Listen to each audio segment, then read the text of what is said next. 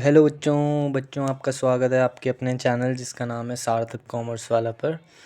तो ये मेरी 6th वीडियो है इस चैनल पर क्लास 12 बिज़नेस स्टडीज़ के लिए। और मैंने जैसा कि आपको बताया, जिसने भी मेरी ये पहली बार देख रहा है वीडियो, मैंने इस साल 2023 और 2024 के बच्चों के लिए बिज़नेस स्टडीज़ की पूरी क्लास 12 की बिज़नेस स्टडीज़ मैं इसी चैनल पे कवर करूँगा। तो जिस हिसाब से आपको ये वीडियो बेनिफिशियल लगती है उसी हिसाब से आप मेरे चैनल को फॉलो कीजिए।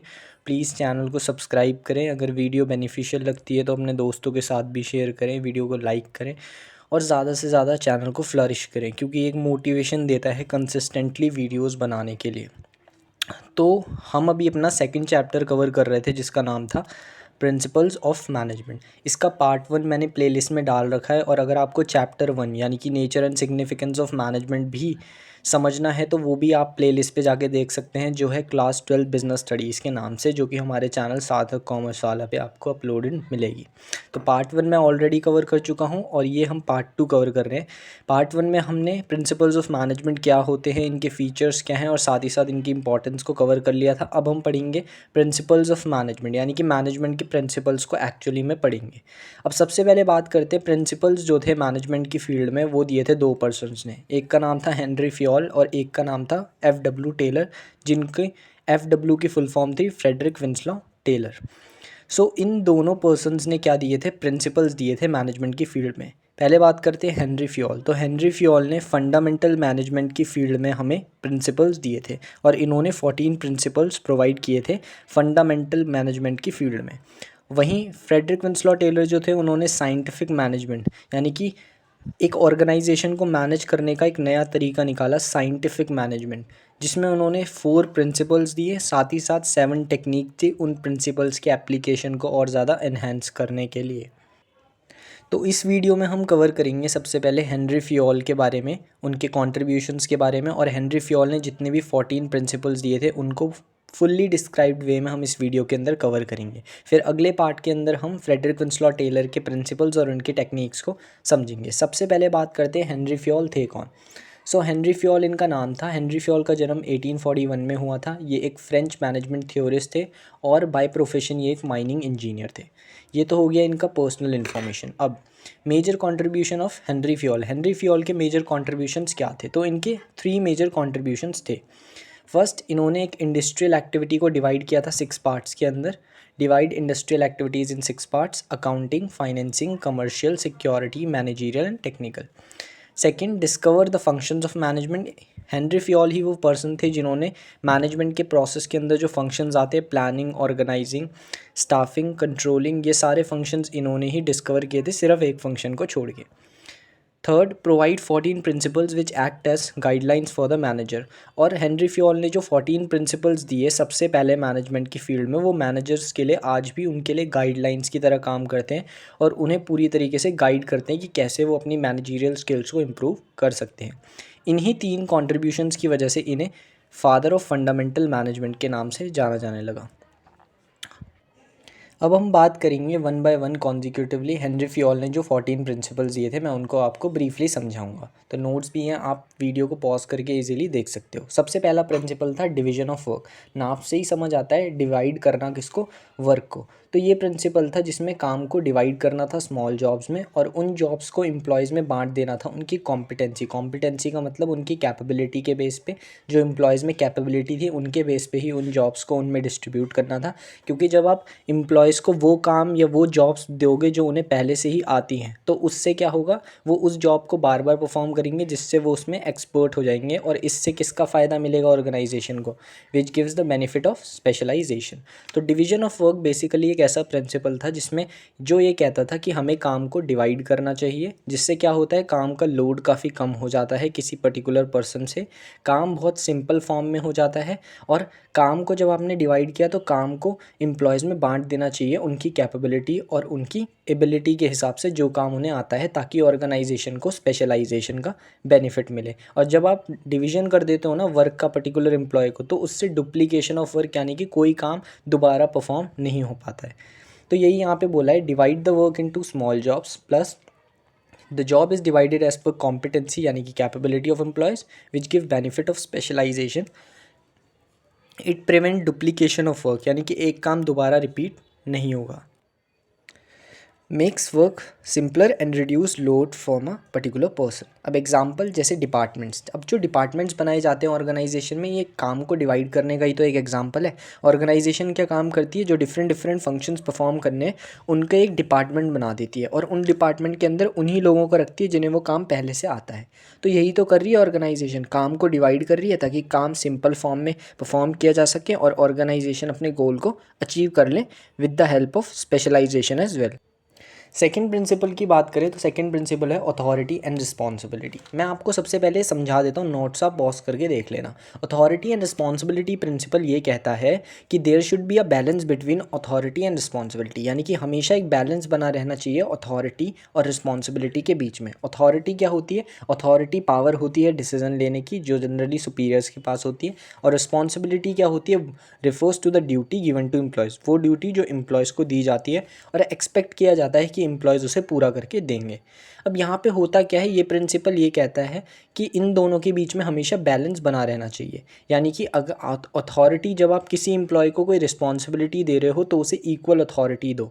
अगर आपने अथॉरिटी यहाँ पे ज़्यादा दे दी तो उस अथॉरिटी यानी कि उस पावर का वो एम्प्लॉय मिसयूज़ कर सकता है, और अगर आपने उसे रिस्पॉन्सिबिलिटी ज़्यादा दे दी और अथॉरिटी कम दी है तो उस केस में काम इतना ज़्यादा बढ़ गया कि वो काम को कंप्लीट ही नहीं कर पाएगा। एग्जाम्पल से समझते हैं, जैसे यहाँ पे एक सुपीरियर है जिसने अपने सबऑर्डिनेट्स यानी कि एम्प्लॉयज़ को काम दिया।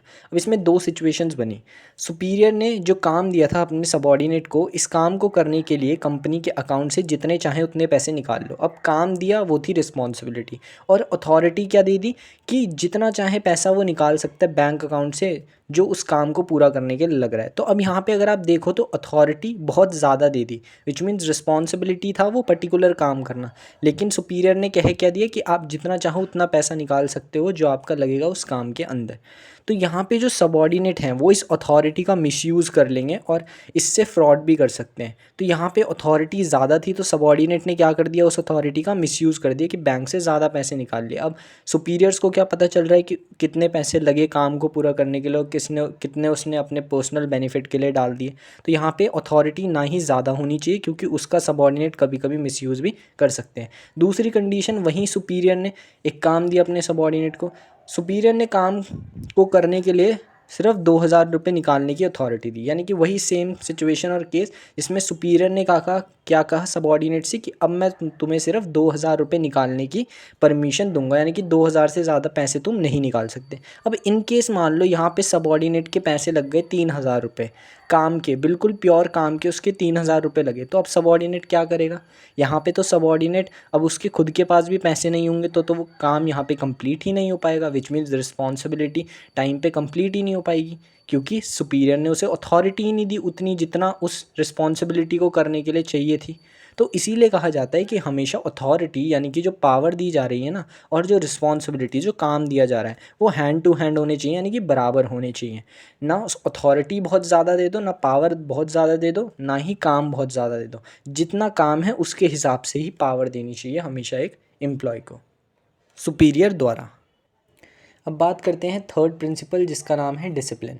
तो डिसिप्लिन प्रिंसिपल इसके नाम की तरह ही बहुत सिंपल था। इस प्रिंसिपल के मुताबिक फ्योल का ये कहना था कि एक ऑर्गेनाइजेशन को अपने रूल्स एंड रेगुलेशंस को फॉलो करते हुए चलना चाहिए और बहुत सिस्टमेटिकली अपने आप को कंडक्ट करते हुए ऑर्गेनाइजेशन को चलाना चाहिए। यानी कि डिसिप्लिन प्रिंसिपल कहता था कि ऑटोमेटिकली एक ऑर्गेनाइजेशन को पूरा डिसिप्लिन फॉलो करना चाहिए अपने रूल्स एंड रेगुलेशन को फॉलो करते हुए, और डिसिप्लिन तीनों ही लेवल्स पे रिक्वायर्ड है। ये मत डिसिप्लिन जो होता है वो तीनों लेवल्स पे रिक्वायर्ड होता है, टॉप लेवल पे भी, मिडिल लेवल पे भी और लोअर लेवल पे भी। एग्जांपल बहुत ही सिंपल है, मान लो एक ऑर्गेनाइजेशन में एक सुपीरियर लेट आया तो, और मान लो एक सबऑर्डिनेट भी लेट आया, तो ऐसा नहीं है कि सबऑर्डिनेट क्योंकि वो लोअर लेवल का है इसलिए उसे आप पेनल्टी लगाओगे और सुपीरियर क्योंकि टॉप लेवल का है तो उसे पेनल्टी नहीं लगाओगे।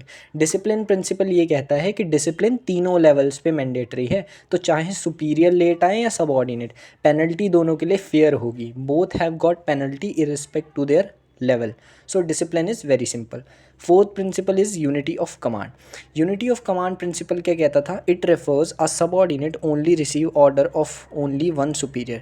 यानी कि unity of command principle ये कहता था कि एक subordinate या एक वर्कर एक टाइम पे एक superior के ही ऑर्डर रिसीव करेगा, एक या एक से ज़्यादा सुपीरियर एक टाइम पे एक सबॉर्डिनेट को ऑर्डर नहीं दे सकते। तो यही बोला गया है कि एक सुपीरियर एक बार एक ही सुपीरियर ऑर्डर दे सकता है सबॉर्डिनेट को एक टाइम पे। Dual subordination is not good for proper work. Dual subordination का मतलब है कि दो दो सुपीरियर यानी कि दो दो सुपीरियर एक सबॉर्डिनेट को एक टाइम पे ऑर्डर नहीं दे सकते, इस प्रिंसिपल का ये कहना था। अब इसके इम्प्लीकेशंस भी होते हैं कि अगर दो दो या दो से ज़्यादा सुपीरियर एक टाइम पे एक सबॉर्डिनेट को ऑर्डर देंगे तो इसके बहुत सारे इम्प्लीकेशंस होते हैं। इम्प्लीकेशन क्या है? डुअल सबॉर्डिनेशन का मतलब है कि जब दो या दो से ज़्यादा सुपीरियर एक सबॉर्डिनेट को ऑर्डर दें तो उस केस में क्या होगा, कॉन्फ्लिक्ट हो जाएगा सुपीरियर्स के बीच में। यानी कि मान लो दो सुपीरियर ने एक बारी में ऑर्डर दिया तो दोनों सुपीरियर आपस में लड़ने लग गए कि वो पहले मेरा ऑर्डर मानेगा, तो दूसरा कह रहा है नहीं वो पहले मेरा ऑर्डर मानेगा, तो कॉन्फ्लिक्ट हो सकते हैं सुपीरियर्स के बीच में। दूसरा, कन्फ्यूजन फॉर सबॉर्डिनेट। अब सबॉर्डिनेट कन्फ्यूज़ हो जाएगा कि यार सुपीरियर तो दोनों ही हैं मेरे लिए, दोनों मुझे ऑर्डर दे रहे हैं, तो मैं किसका ऑर्डर पहले मानूँ। Give excuse to subordinate. Subordinate को एक एक्सक्यूज़ मिल जाएगा, काम ना करने का एक बहाना मिल जाएगा, क्योंकि दोनों तो लड़ रहे हैं सुपीरियर, अब उस वो कल्टी हो लेगा बीच रास्ते में से। और चौथा, अथॉरिटी अंडरमाइंड। यानी कि अगर मान लो इस केस में ऐसा हुआ कि दो सुपीरियर एक सबॉर्डिनेट को ऑर्डर दे रहे हैं और सबॉर्डिनेट ने एक सुपीरियर की बात मान ली, तो दूसरे सुपीरियर की जो अथॉरिटी है, जो पावर है, उसको क्या कर दिया उसने, अंडरमाइंड, दबा दिया। किसने? वो भी एक सबॉर्डिनेट ने। तो unity of command principle simply ये कहता है कि एक टाइम पे एक सबॉर्डिनेट को एक ही सुपीरियर ऑर्डर दे सकता है। फिफ्थ है unity of direction. It refers that there should be one head and one plan for group of activities having same objective. ये प्रिंसिपल सिंपली ये कहता है कि जैसे एक ऑर्गेनाइजेशन होती है, एक ऑर्गेनाइजेशन में डिफरेंट डिफरेंट डिपार्टमेंट्स होते हैं। उन डिफरेंट डिफरेंट डिपार्टमेंट्स के अपने स्पेसिफिक गोल्स होते हैं जो उन्हें अचीव करने होते हैं, लेकिन ये अपने डिफरेंट डिफरेंट एक्टिविटीज़ को परफॉर्म करते हैं एक गोल को अचीव करने के लिए, और वो होता है ऑर्गेनाइजेशन का गोल। तो वन हेड और वन प्लान का मतलब यही है कि एक ऑर्गेनाइजेशन में अलग अलग यूनिट्स में ज़रूर बटी हुई है, लेकिन वो यूनिट्स अपना अपना ऑब्जेक्टिव इसीलिए अचीव करना चाहते हैं ताकि ऑर्गेनाइजेशन अपना गोल अचीव कर ले। जैसे बहुत ही सिंपल एग्जांपल है क्रिकेट टीम का। आप देखते हो क्रिकेट टीम 3 डिपार्टमेंट्स में डिस्ट्रीब्यूट होती है। उसमें बैट्समैन भी होते हैं 5, बॉलर्स भी होते हैं लगभग 4 या 5, और ऑलराउंडर भी होते हैं 1 या 2। बैट्समैन क्या चाहता है कि मैं अपना काम बहुत अच्छे से करूं, यानी कि मैं बैटिंग में रन बनाऊं। बॉलर क्या चाहते हैं कि मैं कम से कम रन दूं और ज़्यादा से ज़्यादा विकेट लूं। और ऑलराउंडर हर एस्पेक्ट में अच्छा परफॉर्म करना चाहता है। अब अगर ये तीनों अपने अपने एस्पेक्ट में परफॉर्म अच्छा करना चाहते हैं तो इनका मेन मोटिव क्या है? मोटिव क्या है? Win, which means unity of direction. ये तीनों ने अपना अपना काम अच्छे से किया, लेकिन इनकी जो डायरेक्शन थी वो एक ही थी, क्या? जीत हासिल करना। ऐसी एक ऑर्गेनाइजेशन में होता है। In an organization there are different departments who have their different work, but they are moving in only one direction of achieving the organizational objective. जैसे एक क्रिकेट टीम में बैट्समैन रन बनाता है लेकिन टीम को जिताने के लिए, बॉलर विकेट लेना चाहता है टीम को जिताने के लिए, ऑलराउंडर हर एस्पेक्ट्स में अच्छा परफॉर्म करना चाहता है टीम को जिताने के लिए। यानी कि तीनों अपना अपना काम करना चाहते हैं लेकिन उनका मोटिव एक ही है, क्या? जीतना। ऐसी एक ऑर्गेनाइजेशन में अलग अलग डिपार्टमेंट्स होते हैं, वो अपने अलग अलग गोल को अचीव करते हैं, लेकिन उनके गोल इंटरकनेक्ट होते हैं ऑर्गेनाइजेशन के मेन गोल से। तो उनका मेन मोटिव है ऑर्गेनाइजेशन के गोल को अचीव करना। अब बात करते हैं sixth principle, subordination of individual interest to general interest. ये प्रिंसिपल क्या कहता है? इंडिविजुअल इंटरेस्ट का मतलब होता है एम्प्लॉयज़ के गोल, और जनरल इंटरेस्ट का मतलब होता है ऑर्गेनाइजेशन का गोल। ये प्रिंसिपल सिंपली ये कहता है कि ऑर्गेनाइजेशन का गोल एम्प्लॉयज़ के गोल को सुपरसीड कर देता है, यानी कि दबा देता है। अब ऐसा क्यों बोला गया है? पूरी सिचुएशन को आपको समझना पड़ेगा।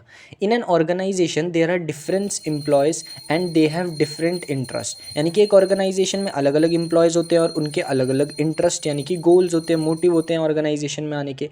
But some time employees want achieve their goal more desperately. पर कभी कभी एम्प्लॉयज़ जो होते हैं ना वो काफ़ी डेस्परेट होते हैं कि उनका गोल पहले अचीव हो ऑर्गेनाइजेशन के गोल से भी पहले। अब क्या होता है, इस बीच में कॉम्पिटिटिवनेस क्रिएट हो जाती है ऑर्गेनाइजेशन के बीच में और एम्प्लॉय के बीच में। ऑर्गेनाइजेशन तो अपना गोल ही अचीव करना चाहेगी पहले, और एम्प्लॉयज़ भी अब चाहते हैं कि उनका गोल अचीव हो। अब इस केस में ऑर्गेनाइजेशन ज़्यादा सुपीरियर है क्योंकि उसको अपना गोल पहले अचीव करना है, तभी तो वो एम्प्लॉयज़ के पर्सनल ऑब्जेक्टिव को अचीव कर पाएगी। तो यहाँ पे मैनेजर क्या करता है, रिकंसाइल यानी कि समझाने की कोशिश करेगा और दोनों के कॉन्फ्लिक्ट्स को कम करने की कोशिश करेगा। लेकिन अगर एम्प्लॉयज़ नहीं माने, which means if employees are not ready to reconcile, then organization objective supersede the individual objective. अगर एम्प्लॉयज़ ने नहीं माने तो सीधा सीधा होगा कि ऑर्गेनाइजेशन सुपीरियर है, तो ऑर्गेनाइजेशन का ऑब्जेक्टिव एम्प्लॉयज़ के ऑब्जेक्टिव को क्या कर देगा, दबा देगा, यानी कि सुपरसीड कर देगा। तो यही ये प्रिंसिपल कहना चाहता है कि इन केस ये एम्प्लॉयज़ को समझना चाहिए कि if organization achieve then everyone achieve their objective. अगर ऑर्गेनाइजेशन ने अपना गोल अचीव कर लिया तो सब अपना अपना गोल अचीव कर लेंगे। इसीलिए बोला जाता है कि ये एक ऐसा प्रिंसिपल है जिसमें ऑर्गेनाइजेशन का इंटरेस्ट जो है वो इंडिविजुअल यानी कि एम्प्लॉयज़ के इंटरेस्ट को सुपरसीड कर देता। ये 7th प्रिंसिपल तो बहुत ही सिंपल है, remuneration of employees. It refers that remuneration has to be paid with in the paying capacity of an organization. ये प्रिंसिपल सिंपली ये कहता है कि एक ऑर्गेनाइजेशन को अपने एम्प्लॉयज़ या वर्कर्स को जो रेम्यूनरेशन है वो अपनी पेइंग कैपेसिटी के हिसाब से देनी चाहिए, जिससे employees can leave a standard of living, जिससे एम्प्लॉय एक डिसेंट स्टैंडर्ड ऑफ लिविंग जी सकें, ठीक है, यानी कि एक अच्छा स्टैंडर्ड ऑफ लिविंग में रह सकें। यानी कि एक ऑर्गेनाइजेशन जो है ना, ये प्रिंसिपल सिंपल ये कहता है कि एक ऑर्गेनाइजेशन को जितनी उसकी पेइंग कैपेसिटी है उसके हिसाब से देना चाहिए। अगर एक ऑर्गेनाइजेशन प्रॉफिट बहुत ज़्यादा अर्न कर रही है तो ऐसा ना करें कि सिर्फ प्रॉफिट अपने झोली में रख लें, सिर्फ वो प्रॉफिट कमाया उन्होंने किसकी वजह से, एम्प्लॉयज़ की वजह से। तो कुछ इंसेंटिव्स के तौर पे भी एम्प्लॉयज़ में बांटें, क्योंकि उनका भी तो एक्स्ट्रा प्रॉफिट हुआ है। जैसे मैंने एग्जांपल में भी दिया है कि एक ऑर्गेनाइजेशन है, अब जितना ऑर्गेनाइजेशन खुद कमा रही है उसी हिसाब से उसे पे करना चाहिए एम्प्लॉयज़ को। तो अगर ऑर्गेनाइजेशन का बहुत ज़्यादा प्रॉफिट हुआ है तो उसे इंसेंटिव्स भी देना चाहिए, जिससे एम्प्लॉयज़ मोटिवेट हो, उनकी कमिटमेंट बढ़े कि यार ऑर्गेनाइजेशन हमारी मेहनत का हमें एक्स्ट्रा पैसा भी पे कर रही है। और इन केस अगर ऑर्गेनाइजेशन कैपेबल नहीं है तो उसे एम्प्लॉयज़ को हद से ज़्यादा सैलरी भी देने की ज़रूरत नहीं है। तो दोनों एस्पेक्ट्स को कवर करता है, ठीक है। तो यही होता है remuneration of employees. 8th principle very important, centralization and decentralization. अब सेंट्रलाइजेशन और डिसेंट्रलाइजेशन प्रिंसिपल ये कहता है कि सेंट्रलाइजेशन और डिसेंट्रलाइजेशन के बीच में एक पैरिटी यानी कि यूनिटी होनी चाहिए, एक बैलेंस बना रहना चाहिए एक ऑर्गेनाइजेशन के अंदर। अब सेंट्रलाइजेशन का मतलब क्या होता है, नाम में ही छुपा है सेंटर। सेंट्रलाइजेशन का मतलब है जब सारी अथॉरिटी और सारी पावर डिसीजन लेने की किसके हाथ में हो, टॉप लेवल के हाथ में। और डिसेंट्रलाइजेशन, सेंट्रलाइजेशन को हटा देना ही डिसेंट्रलाइजेशन होता है। तो डिसेंट्रलाइजेशन का मतलब है अब अथॉरिटी सिर्फ टॉप लेवल के हाथों में नहीं है, अब अथॉरिटी टॉप लेवल के हाथ में भी है, मिडिल लेवल के हाथ में भी है और लोअर लेवल के हाथ में भी है। तो कहना ये चाहते हैं कि इन दोनों का ना बैलेंस बना रहना चाहिए। अब ऐसा क्यों कहते हैं, आगे समझते हैं। अब सबसे पहले हम बात करते हैं कि degree of centralization and decentralization किन फैक्टर्स पे डिपेंड करती है। यानी कि एक ऑर्गेनाइजेशन में सेंट्रलाइज होना चाहिए यानी कि सारी अथॉरिटी टॉप लेवल के हाथ में होनी चाहिए, या डिसेंट्रलाइजेशन होना चाहिए कि अथॉरिटी सबके पास बांटी दी जानी चाहिए। तो ये कुछ फैक्टर्स पे डिपेंड करती है, जैसे कि साइज़ ऑफ ऑर्गेनाइजेशन। मान लो अगर ऑर्गेनाइजेशन का साइज़ बहुत बड़ा है तो वहाँ पे टॉप लेवल अकेले नहीं संभाल सकते सारे डिसीजंस को, तो उन्हें बांटने ही पड़ेंगे यानी कि डिसेंट्रलाइज करना ही पड़ेगा, ठीक है। कैपेबिलिटी ऑफ सुपीरियर, कैपेबिलिटी यानी कि सुपीरियर्स कैसे हैं, अगर सुपीरियर्स टैलेंटेड हैं तो डिसेंट्रलाइज कर सकते हो यानी कि अथॉरिटी दे सकते हो लोअर लेवल्स के हाथों में। लेकिन अगर सुपीरियर्स ही बिल्कुल फुद्दू हैं, उनको कुछ नहीं आता, तो वहाँ पे टॉप लेवल नहीं दे सकता, वो रिस्क नहीं ले सकता। कैपेबिलिटी, हाँ, talent of subordinate. Capability of superiors में मैं इसे सबॉर्डिनेट समझ बैठा था। सुपीरियर्स का मतलब कि अगर सुपीरियर्स बहुत केपेबल हैं यानी कि टॉप लेवल के लोग बहुत ही केपेबल हैं तो वो अकेले ही संभाल लेंगे एक ऑर्गेनाइजेशन को, यानी कि पूरा टॉप लेवल अगर एक्सपीरियंस होगा तो वो अकेले ही हैंडल कर लेगा। लेकिन अगर सुपीरियर बहुत ज़्यादा एक्सपीरियंस नहीं है तो उन्हें डिसेंट्रलाइज करना पड़ेगा। टैलेंट ऑफ सबॉर्डिनेट, अब ये है वो पॉइंट कि सबॉर्डिनेट कितने टैलेंटेड हैं। अगर सबॉर्डिनेट बहुत टैलेंटेड है एक ऑर्गेनाइजेशन में तो आप डिसेंट्रलाइज कर सकते हो यानी कि अथॉरिटी लोअर लेवल तक भी बांट सकते हो। लेकिन अगर सबॉर्डिनेट जो हैं वो फुद्दू हैं बिल्कुल, तो उस केस में आप सबॉर्डिनेट पे अथॉरिटी दे के रिस्क नहीं ले सकता, तो टॉप लेवल उस केस में नहीं बांटेगा। तो ये कुछ फैक्टर्स हैं जिनके बेस पे सेंट्रलाइजेशन हो एक ऑर्गेनाइजेशन में या डिसेंट्रलाइजेशन हो वो डिसाइड किया जाता है। अब यहाँ पे देखो मैंने इम्प्लीकेशंस भी लिखे हुए हैं कि अगर पूरी तरीके से सेंट्रलाइज कर दोगे ना एक ऑर्गेनाइजेशन को, यानी कि सारी पावर टॉप लेवल के हाथों में दे दोगे, तो टॉप लेवल के हाथों में बहुत सारा काम हो जाएगा। तो टॉप लेवल उन्हीं में फंसा रह जाएगा, जिससे डिसीजन मेकिंग में क्या होगी, डिले होगी।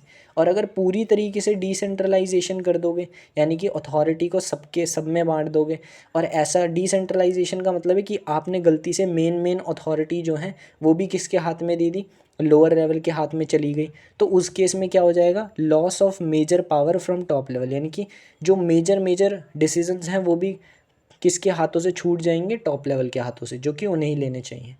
सो इसीलिए कहा जाता है कि सेंट्रलाइजेशन और डिसेंट्रलाइजेशन का एक बैलेंस बना रहना चाहिए। 9 प्रिंसिपल है इक्विटी। नाम से ही समझ आता है इक्विटी मतलब इक्वल। तो ये प्रिंसिपल ये कहता है सिंपली कि एक ऑर्गेनाइजेशन में डिस्क्रिमिनेशन यानी कि भेदभाव नहीं होना चाहिए कास्ट के बेसिस पे, जेंडर के बेसिस के, सेक्स के बेसिस पे और रिलीजन के बेसिस पे, यानी कि जाति, धर्म, जेंडर, इन सब के बेसिस पे कोई भेदभाव नहीं होना चाहिए ऑर्गेनाइजेशन के अंदर। और एक मैनेजर को सबको इक्वली ट्रीट करना चाहिए, हर किसी एम्प्लॉय को, चाहे वो मैनेजर उसे जानता है या नहीं जानता है। 10th प्रिंसिपल है scalar chain. Very important principle. Scalar chain क्या होता है? बेसिकली ये प्रिंसिपल ये कहता है कि एक ऑर्गेनाइजेशन में जो कम्युनिकेशन है, जो इन्फॉर्मेशन है, वो ट्रैवल करनी चाहिए चेन ऑफ अथॉरिटी के हिसाब से। चेन ऑफ अथॉरिटी का मतलब है कि टॉप लेवल से लोअर लेवल तक इन्फॉर्मेशन को जाना चाहिए वन बाय वन। ठीक है, डायरेक्ट टॉप लेवल से लोअर लेवल पे इंफॉर्मेशन नहीं पहुंच सकती according to scalar chain principle. तो स्केलर चेन प्रिंसिपल यही कहता है कि कम्युनिकेशन चेन ऑफ अथॉरिटी, जिसके पास जितनी पावर है उसके हिसाब से वो इन्फॉर्मेशन जो है फ्लो होनी चाहिए एक ऑर्गेनाइजेशन में, डायरेक्ट किसी के पास भी नहीं पहुंच जानी चाहिए। जैसे इस डायग्राम से आपको काफ़ी क्लियर होगा। कहने का मतलब है स्केलर चेन ये कहता है कि इन्फॉर्मेशन ऐसे फ्लो होनी चाहिए, टॉप लेवल से टॉप लेवल में पहले मूव करनी चाहिए, फिर पहुंचनी चाहिए मिडिल लेवल तक, मिडिल लेवल से फिर कहाँ पहुंचनी चाहिए, लोअर लेवल तक। So scalar chain principle superior subordinate relationship भी फॉर्म करता है। अब बेसिकली स्केलर चेन जो है ना, वो काफ़ी एक टाइम टेकन प्रोसेस है इन्फॉर्मेशन को एक्सचेंज करने का एक ऑर्गेनाइजेशन में। तो फियोल ने इसके लिए भी एक टूल रखा अपने पास, हथियार रखा हुआ, निकाल के रखा अपने पास, एक छोटा चक्कू भी। वो क्या था, गैंग प्लैंक। तो इसी स्केलर चेन के अंदर उन्होंने एक गैंग प्लैंक नाम का भी छोटा सा वेपन अपने पास रखा। अब गैंग प्लैंक क्या है? गैंग प्लैंक एक शॉर्टकट टेक्निक है कम्युनिकेशन करने की एक ऑर्गेनाइजेशन के अंदर, जिसके मुताबिक ये कहा गया है कि एक लेवल पर काम कर रहे एम्प्लॉयज़ आपस में कम्युनिकेट कर सकते हैं एक इन्फॉर्मेशन को। It is a shortcut way of communication by which the employees at same level can exchange the information. Example यहाँ दे रखा है, जैसे CEO है। अब इन्फॉर्मेशन कैसे पास होती है? यहाँ से डायरेक्टर पे गई, फिर मैनेजर, फिर प्रोडक्शन मैनेजर, फिर फोरमैन, फिर यहाँ से यहाँ गई डायरेक्टर B के पास, फिर दूसरे मैनेजर के पास, फिर फाइनेंस मैनेजर के पास, फिर दूसरे फोरमैन के पास, फिर सुपरिंटेंडेंट जो दूसरा है। तो ऐसे फ्लो होता है स्केलर चेन। लेकिन गैंग प्लैंक के मुताबिक क्या होगा? अब जैसे मान लो CEO ने पहले डायरेक्टर ए डायरेक्टर को दी, तो ए डायरेक्टर ना गैंग प्लैंक के मुताबिक ये डायरेक्टर B तक खुद ही पहुंचा सकता है। यानी कि यहाँ पे ये ज़रूरी नहीं है कि CEO ही देगा डायरेक्टर B को भी। तो अगर एक ऑर्गेनाइजेशन ये गैंग प्लैंक नाम की जो टेक्निक है कम्युनिकेशन के लिए, ये अर्जेंसी की सिचुएशन में फॉलो कर सकती है, जहाँ उन्हें डिसीजन मेकिंग जल्दी करनी हो और इन्फॉर्मेशन को जल्दी से स्प्रेड करना हो अपनी ऑर्गेनाइजेशन के अंदर।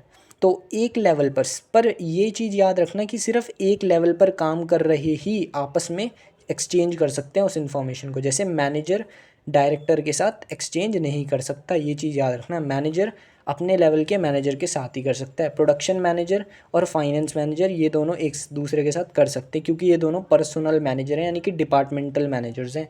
फोरमैन दूसरे फोरमैन के साथ कर सकता है, सुपरिंटेंडेंट दूसरे सुपरिंटेंडेंट के साथ कर सकता है। तो ये होता है गैंग प्लैंक। गैंग प्लैंक एक शॉर्टकट मेथड था फियोल ने निकाला हुआ, ताकि अगर ऑर्गेनाइजेशन को जल्दी इन्फॉर्मेशन को स्प्रेड करना है एक ऑर्गेनाइजेशन में, तो उस केस में सेम लेवल पे काम करने वाले जो लोग हैं एक ऑर्गेनाइजेशन में, वो आपस में इंफॉर्मेशन को एक्सचेंज कर सकें, जिससे काम जल्दी हो सके।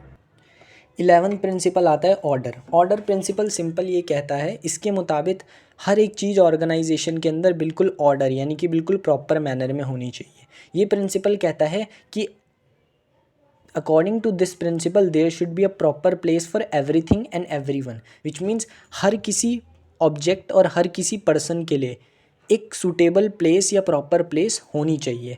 अब होता क्या है कि अगर if things are not placed orderly, then अगर थिंग्स जो हैं वो ऑर्डरली प्लेस नहीं हो, ऑर्डरली यानी कि तरीके से ना रखी गई हों, तो ये एफिशिएंसी को रिड्यूस करता है, यानी कि काम में एफिशिएंसी रिड्यूस कर देता है। आपके टाइम और एफर्ट्स को वेस्ट करता है, और जो काम स्मूथली चल रहा था उसमें ऑब्स्ट्रक्शन आ जाती है, यानी कि दखल दे देता है, क्योंकि आप जो चीज़ वहाँ हो सकती थी टाइम पे होती, बिल्कुल जगह पे होती, वहाँ आपको मिल जाती, लेकिन अब आपने वो उस जगह पे नहीं रखी है और कहीं ऐसी वो पड़ी हुई है, तो आपको ढूंढनी पड़ेगी, जिससे काम में क्या हो जाएगा, दखल हो जाएगा।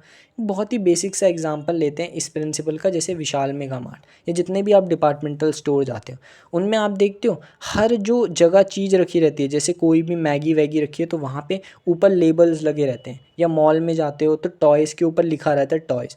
तो लोगों को किसी से जनरली पूछने की ज़रूरत नहीं है, तो यहाँ पे ना ही मॉल का टाइम वेस्ट हो रहा है ना ही लोगों का। और हर एक जो भी वहाँ पे सेलिंग जो भी होता है वहाँ पे एक सेल्समैन भी उन्होंने खड़ा रखा है। जैसे आप जाते हो विशाल मेगा मार्ट या डिपार्टमेंटल स्टोर पे, तो कपड़ों के साथ में ही एक भैया या आंटी खड़ी रहती हैं जो आपको बताते हैं कि इसका साइज़ ये वाला है, इसका है। तो अगर कोई भी इन्फॉर्मेशन जाननी है तो वहाँ पे एक पर्सन भी खड़ा रखा है, विच मीन ये डिपार्टमेंटल स्टोर्स और मॉल्स एक परफेक्ट एग्जाम्पल हैं that there should be a proper place for everything and everyone. और अगर बात करूँ मैं रिड्यूस एफिशिएंसी की, अगर हम ऑर्डर प्रिंसिपल यानी कि हर एक सही चीज़ की, हर एक सही चीज़ को सही जगह पे होना चाहिए, तो अगर वो नहीं होगा तो ये इम्प्लीकेशंस कैसे हो सकते हैं, इसको एक बहुत ही सिंपल एग्जांपल से समझते हैं। जैसे मान लो आप पढ़ रहे होते हो, अगर मान लो आपने अपनी बुक्स इधर उधर फैला रखी हैं, ठीक है, जैसे आप पढ़ने बैठे, आप 10 o'clock पे पढ़ने बैठे, आपने 11 तक 1 घंटे तक आपने बहुत अच्छे से पढ़ा। अब 11 के बाद आपको दूसरा सब्जेक्ट पढ़ना था, लेकिन जिस ट्रॉली पे आप बुक रखते हो आपने उस प्रॉपर प्लेस पे वो बुक नहीं रखी हुई थी। तो अब वो बुक अगर प्रॉपर प्लेस पे नहीं रखी होगी तो क्या होगा, आपकी जो एफिशिएंसी, आप जितना अच्छे तरीके से पढ़ रहे थे वो क्या हो जाएगी, ब्रेक हो जाएगी। अब आप बुक ढूंढने जाओगे, उसमें 15 मिनट वेस्ट करोगे, तो क्या होगा, आपका जो ध्यान था सारा पढ़ाई पे 1 घंटे से, वो क्या हो जाएगा, बिल्कुल भंग हो जाएगा या हट जाएगा बिल्कुल। तो एफिशिएंसी ऐसे रिड्यूस हो गई, देखो, क्योंकि अगर हमने बुक को अपनी प्रॉपर प्लेस पे रखा होता ट्रॉली में, तो हम ट्रॉली खोलते, निकालते, ले आते, 1 मिनट भी नहीं लगता। ठीक है, टाइम एंड एफर्ट्स वेस्ट होंगे। जैसा मैंने एग्जांपल दिया, जब आप बुक लेने जाओगे वो और ढूंढोगे 10 जगहों पे, तो आपको 15 20 30 मिनट ऐसे ही वेस्ट हो जाएगा।